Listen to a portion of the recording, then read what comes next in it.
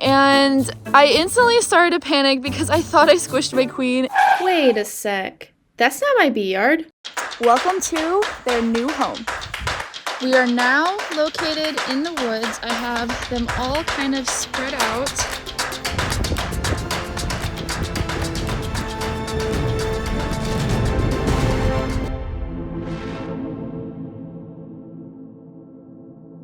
A couple weeks ago, I posted a video in a bee yard that didn't quite look like my own, and a couple of you guys noticed. So let me clear up the air a little bit.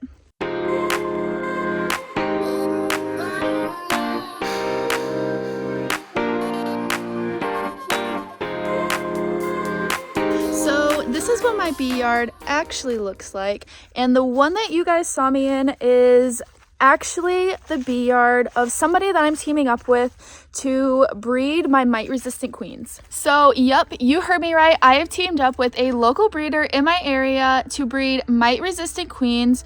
He has been 100% treatment-free for the last 4 years, and he's been doing numerous different tests on his queens and on his bees to get them to be super adaptive to our area, and be able to overwinter well. Because as you know, if you're a northern climate beekeeper, it's really hard to find genetics that overwinter well in our climate, and that is something that is absolutely crucial if you want to have bees survive through the winter. So he has been doing a lot of work stabilizing his genetic line and working with this specific genetic line that he has now.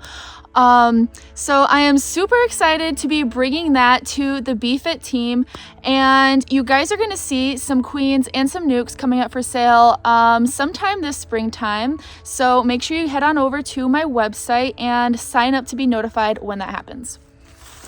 Now, one of the things about this genetic line of bees is they are able to overwinter in a nuke. He overwinters all of his nukes in single story 5-frame nukes. I actually have one of the queens from that genetic line right in here, and honestly, so far these are the ones that are absolutely kicking butt.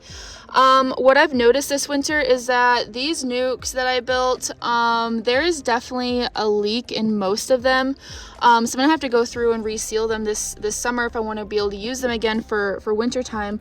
But there's a leak somewhere that's making them all wet, and moisture is building up in these colonies. So literally colony after colony just keeps dying.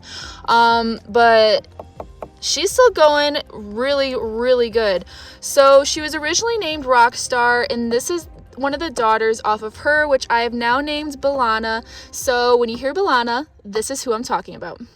And if you're a Star Trek fan, then I think you know where I got the name Balana from. So one of the really cool traits that I have found about this genetic line of bee is that she literally doesn't need any food to make it through the winter. I gave her at least 8 frames of honey in this colony, and she's only gone through 2 so far. So she really makes it so that the bees can conserve as much energy as possible and as much food as possible, because as you know, as a beekeeper, starvation is one of the biggest things with our bees in order to make it through the winter. So I just wanted to make that announcement because I am super excited about everything that I will be bringing this year from BeeFit Beekeeping. So keep your eye out and stay tuned for more details on everything.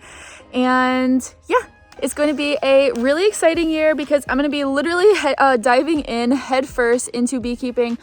Might get into some pollination, definitely going to be breeding a lot. I'm planning to go up to 100 hives first thing this spring.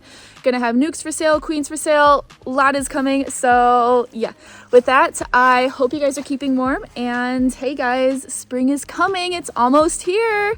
So with that, I'll see you guys soon.